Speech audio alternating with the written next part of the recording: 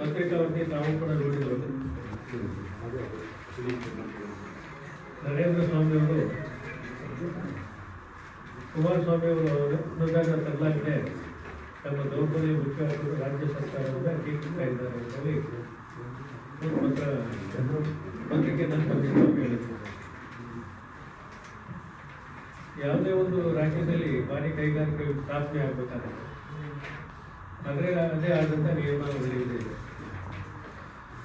ರಾಜ್ಯದಲ್ಲಿ ಕೈಗಾರಿಕೆ ಸ್ಥಾಪನೆ ಮಾಡಬೇಕಾದ್ರೆ ರಾಜ್ಯ ಸರ್ಕಾರ ಸೂಕ್ತ ಸ್ಥಳದಲ್ಲಿ ಕೈಗಾರಿಕೆಗೆ ಬೇಕಾದಂಥ ಎಲ್ಲ ಮೂಲಭೂತ ಸೌಕರ್ಯಗಳನ್ನು ಹೊಂದಿರುವಂಥ ಒಂದು ಕೈಗಾರಿಕಾ ಪ್ರದೇಶವನ್ನು ಅಭಿವೃದ್ಧಿ ಮಾಡಿದರೆ ಮಾತ್ರ ಇವತ್ತು ಭಾರಿ ಕೈಗಾರಿಕೆ ಅಂತ ಬರ್ತಾರೆ.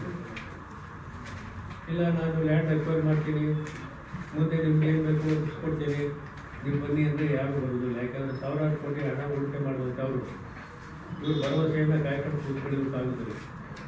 ಯಾಕಂದರೆ ಟಿ ವಿ ನರಸಿಂಹರಾವ್ ಸರ್ಕಾರ ಬಂದಂಥ ಸಮಯದಲ್ಲಿ ಈ ಲೈಸೆನ್ಸಿಂಗ್ ಸಿಸ್ಟಮನ್ನು ವಜಾ ಮಾಡಿದ್ರು, ಮುಕ್ತ ಮಾಡಿದ್ರು. ಎಲ್ಲ ಕೈಗಾರಿಕೆ ಎಲ್ಲಿ ಯಾವ ರಾಜ್ಯದಲ್ಲಿ ಬೇಕಾದರೂ ಸ್ಥಾಪನೆ ಮಾಡ್ಬೋದು ಅವ್ರಿಗೆ ಅನುಕೂಲವಾದಂಥ ಸ್ಥಳದಲ್ಲಿ. ಇವಾಗ ರಾಜ್ಯಗಳ ಮಧ್ಯೆನೇ ಪೈಪೋಟಿ ಇದೆ. ನಾನು ಮ್ಯೂಸಿಕ್ ಕೊಡ್ತೀನಿ, ಈ ಸಬ್ಸಿಡಿ ಕೊಡ್ತೀನಿ, ಆ ಸಬ್ಸಿಡಿ ಕೊಡ್ತೀನಿ, ಇವಾಗ ಗ್ಯಾರಂಟಿಗಳು ಕೊಟ್ಟಾಗ ನೀವು ನಮ್ಮ ರಾಜ್ಯಕ್ಕೆ ಬನ್ನಿ ಅಂತೇಳಿ ಕೈಗಾರಿಕೋದ್ಯಮಗಳನ್ನು ಒತ್ತಡ ಹಾಕಿ ಕರ್ಕೊಂಡ್ಬರುವಂಥ ಪರಿಸ್ಥಿತಿ ಇವತ್ತು ಬಂದಿದೆ. ಇದು ರಾಜ್ಯ ಸರ್ಕಾರದ ಕರ್ತವ್ಯ.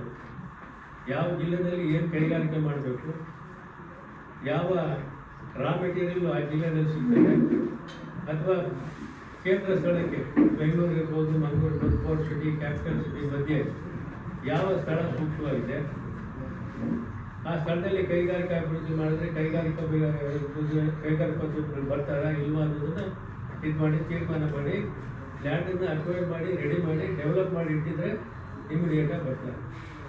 ಇಲ್ಲದೆ ಹೋದರೆ ಕುಲಾವಿ ಬಳಸಿಟ್ಟು ಕಟ್ತೀನಿ, ಕೂಸುಟ್ಟೋದಕ್ಕೆ ಮೊದಲೇ ಕುಲಾವಿ ಬಳಸ್ಕೊಡಿ ಅಂತ ಕೇಳಿದಂಗೆ ಆಗ್ತದೆ ಕುಮಾರಸ್ವಾಮಿ ಅವರು.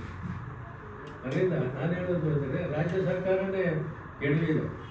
ಇವು ಮಂಡ್ಯ ಜಿಲ್ಲೆ ಭಾಳ ಸೂಕ್ತವಾದಂಥ ಸ್ಥಳ ಕೈಗಾರಿಕಾ ಅಭಿವೃದ್ಧಿಗೆ. ಯಾಕೆಂತಂದರೆ ಮೈಸೂರು ಬೆಂಗಳೂರು ಮಧ್ಯದಲ್ಲಿದೆ, ದಸಮತದ ಹೆದ್ದಾರಿ ಇದೆ, ದ್ವೀಪದ ರೈಲ್ವೆ ಲೈನ್ ಇದೆ, ಎರಡು ಇದನ್ನು ಲೈನ್ ಇರುವಂಥ ರೈಲ್ವೆ ಲೈನ್ ಇದೆ, ನೀರಿಗೆ ತೊಂದರೆ ಇಲ್ಲ, ಲೋಕಸಭೆಯಿಂದಾದರೂ ತರ್ಬೋದು, ಕಾವೇರಿಯಿಂದಾದರೂ ತರ್ಬೋದು. ಹೀಗೆ ಮತ್ತು 220 kV ಸಬ್ಸ್ಟೇಷನ್ ಇದೆ, ನಮ್ಮ ತೂಗುಡ್ಕರೆ ಇಂಡಸ್ಟ್ರಿಯಲ್ ಏರಿಯಾದಲ್ಲಿ ಹತ್ತಿರದಲ್ಲಿದೆ. ಅವರಿಗೆ ಎಲ್ಲರಿಗೂ ಕೂಡ ಅನುಕೂಲವಾದಂಥ ಎಲ್ಲ ಮೂಲಭೂತ ಸೌಕರ್ಯಗಳು ಸಿಗುವಂಥ ಸ್ಥಳ ಮಂಡ್ಯ. ಇದು ಸೂಕ್ತವಾಗಿದೆ. ಇದು ನಾನು 25 ವರ್ಷದ ಹಿಂದೆ ಬ್ಯಾಡ್ರಳ್ಳಿ ಹತ್ರ ನಾನು 2800 ಎಕರೆ ಪ್ರಪೋಸ್ ಮಾಡಿದ್ದೆ. ಆದರೆ ಕಾರಣಾಂತರಗಳಿಂದ ಆಗಲಿಲ್ಲ. ನಾನು ಬಿಟ್ಟ ಮೇಲೆ ಯಾರೂ ಇದು ಮಾಡಲಿಲ್ಲ.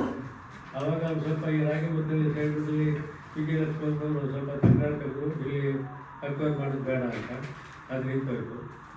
ಇತ್ತೀಚೆಗೆ ಒಂದು 280 ಎಕರೆ ಎಲೆ ಚಾಕ್ರಲ್ಲಿ ಹತ್ರ ಪ್ರಪೋಸ್ ಮಾಡಿದ್ರು. ಅದು ರವೀಂದ್ರ ಶ್ರೀಕಂಠಯ್ಯನವರು ಲಿಫ್ಟ್ ಇರಿಗೇಷನ್ ಮಾಡಿಸಿದ್ರು. ಅದರಿಂದ ಅವ್ರು ಕೇಳೋದು ಅರ್ಥ ಇದೆ. ಅವರು ಲಿಫ್ಟ್ ಇರಿಗೇಷನ್ ಮಾಡಿಸಿದ್ದೀನಿ, ಇರಿಗೇಷನ್ ಆಗ್ತದೆ, ಅದರಿಂದ ಬೇಡ ಅಂತೇಳಿ ಅದನ್ನು ನಿಲ್ಲಿಸಿದ್ರು. ರೈಲ್ವೆ ಲೈನಿಂದ ಹೊರಗಡೆ ಮದೆಕೊಪ್ಪಲು, ಅಗಟಳ್ಳಿ, ಕವೇರಳ್ಳಿ ಈ ಭಾಗದಲ್ಲಿ 2000 ಎಕರೆವಷ್ಟು ಡ್ರೈ ಲ್ಯಾಂಡ್. ಅಲ್ಲಿ 1000 ಎಕರೆ 1000 ಅಡಿ ಬೋರ್ವೆಲ್ ಹಾಕಿದ್ರು ನೀರು ಬರುವುದಿಲ್ಲ ಅಂತ ಸ್ಥಳ, ಅಂತ ಸೂಕ್ತವಾದ ಸ್ಥಳದಿಂದ ಇದು ಮಾಡಿ ಗುರುತಿಸಿ ಇದು ಮಂಡ್ಯ ತಾಲೂಕು ಮತ್ತು ಪಾಂಡವಪುರ ತಾಲೂಕು ಎರಡಕ್ಕೂ ಬರ್ತದೆ. ಈ ಶಾಸಕರುಗಳು ಈಗ ಇರುವಂಥ ರೂಲಿಂಗ್ ಪಾರ್ಟಿನವರು ನಮ್ಮವರು ಕೂರಿಸ್ಕೊಂಡು ಇದು ಮಾಡಿ ತೀರ್ಮಾನ ಮಾಡಿ ಅವ್ರು ಸಪೋರ್ಟ್ ಮಾಡಿದ್ರೆ, ಲ್ಯಾಂಡ್ ಅಕ್ವೈರ್ ಮಾಡಿ ರೆಡಿ ಇಟ್ಟರೆ ಕೈಗಾರಿಕೆಗಳೇನು ಬರ್ತಾರೆ. ಕೈಗಾರಿಕೆಗಳು ಬರೋದಿಲ್ಲ ಅಂತಲ್ಲ, ಕೈಗಾರಿಕೆಗಳು ತರೋದಕ್ಕೆ ಪ್ರಯತ್ನ ಮಾಡಿಲ್ಲ. ಇವಾಗ ನಾಗಮಂಗಲದ ಹತ್ರನೂ ಇದೆ, ಹೈವೇಗಿದೆ. ಇವಾಗ ಮದ್ದೂರಲ್ಲೂ ಒಂದು 110 ಎಕರೆ ರೆಡಿ ಇದೆ. ಹೀಗೆ ರೆಡಿ ಇದೆ. ಅದನ್ನು ಇಲ್ಲಿ ಅಭಿವೃದ್ಧಿ ಮಾಡಬೇಕು ಅಂದಾಗ ಮುಂಚೂಣಿನಲ್ಲಿ ಬಂದು ಸಪೋರ್ಟ್ ಮಾಡುವಂಥವ್ರಿಲ್ಲ. ಕುಮಾರಸ್ವಾಮಿ ಅವ್ರನ್ನ ಕೇಳಿದ್ರೆ ಏನು ಮಾಡ್ತಾರೆ, ಕುಮಾರಸ್ವಾಮಿ ಅವ್ರು ಕೊಟ್ಟರೆ ಯಾರಾದರೂ ಕೈಗಾರಿಕೋದ್ಯಮಿಗಳು ಕರ್ಕೊಂಡ್ಬಂದು ಆಗ್ತಾರೆ. ಅದಕ್ಕೆ ನಾನು MP ಪಾರ್ಟಿಗೂ ಒಂದು ಪತ್ರ ಬರೆದಿದ್ದೀನಿ. ನೀವೆಲ್ಲ ರೆಡಿ ಇದೆ ಅಂತೇಳಿ ಹೇಳಿದ್ದೀರಿ, ಎಲ್ಲಿ ನೀವು ಬೂತ್ ಬಾರ್ಗೇಜ್ ಮಾಡಿ ಎಲ್ಲ ಇನ್ಫ್ರಾಸ್ಟ್ರಕ್ಚರ್ ಎಲ್ಲ ಡೆವಲಪ್ ಮಾಡಿ ಎಲ್ಲಿ ರೆಡಿ ಇಟ್ಟಿದ್ದೀರಿ?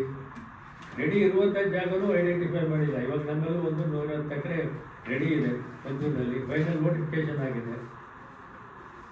ಒಂದು ಸ್ಟೇ ತಂದಿದ್ದಾರೆ ಕೆಲವರು. ಸ್ಟೇ ವೇಕೇಟ್ ಮಾಡಿಸಿ ಇಮಿಡಿಯೇಟಾಗಿ ರೇಟ್ ಫಿಕ್ಸ್ ಮಾಡಿ ಪೊಲ್ಯೂಷನ್ ತಗೊಂಡು ಇದು ಮಾಡಬೇಕು. KDB ವೆಹಿಕಲ್ ನೋಟಿಫಿಕೇಶನ್ ಆದಮೇಲೆ ಇಟ್ ಈಸ್ ಓವರ್. ಅದನ್ನು ಪುನಃ ಅವ್ರಿಗೆ ಬಿಟ್ಕೊಡೋಕ್ಕಾಗೋದಿಲ್ಲ. ಆ ಥರ ಇದು KDB ಅಕ್ವಿಷನ್ ರೂಲ್ಸಲ್ಲಿ